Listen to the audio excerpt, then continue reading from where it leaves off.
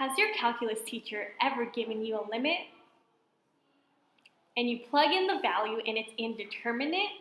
Well, have no fear. We're here to teach you how to use L'Hopital's rule to figure out that limit.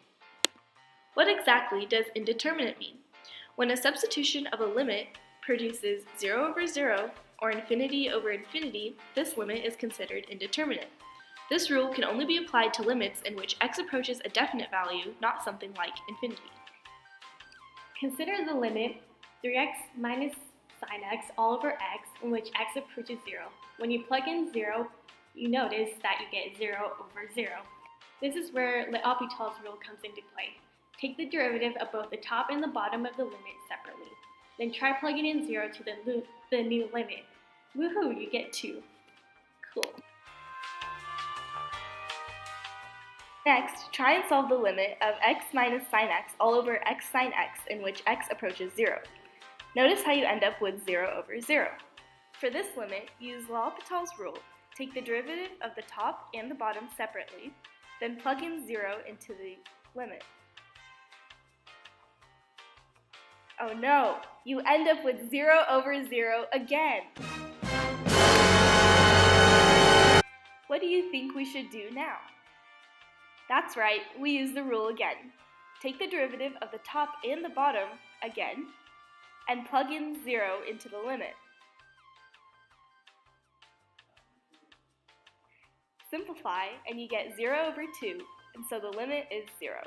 Next, try the limit x minus 2x squared all over 3x squared plus 5, in which x approaches infinity. Notice that when you plug infinity in, you get infinity over infinity. Apply L'Hopital's rule again, in which you take the derivative of both the top and the bottom of the function.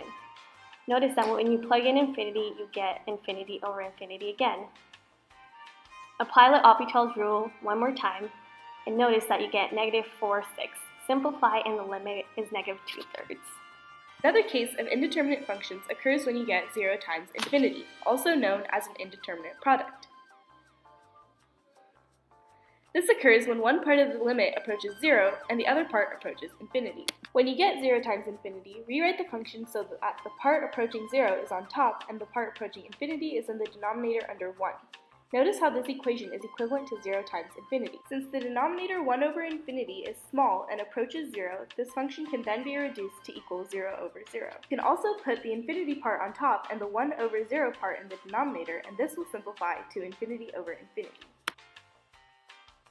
Now try this example in which x approaches 0. Notice that the limit is 0 times infinity. Rewrite the function using the rules that we mentioned previously. When rewriting the problem, notice that it equals x over tangent x. Now plug in 0 into the limit. Notice that it is indeterminate. Apply L'Hopital's rule one more time, in which you take the derivative of both the top and the bottom. Plug in 0 and your limit is equal to 1. The last type of indeterminate functions are indeterminate powers. For instance, 1 to the infinity, 0 to the 0, infinity to the 0, and 0 to the infinity. This can be solved using logarithms. Next, try this limit. What do you suppose we do first? Write the limit as a function in which you take the natural log of both sides. Rewrite the function using the power rule from natural logs. Rewrite the function back into limit notation. Plug in 0 and notice that it's indeterminate. Use L'Hopital's rule, plug in 0, and notice that your limit is equal to 1. Next, try this example problem. Feel free to pause the video at any time.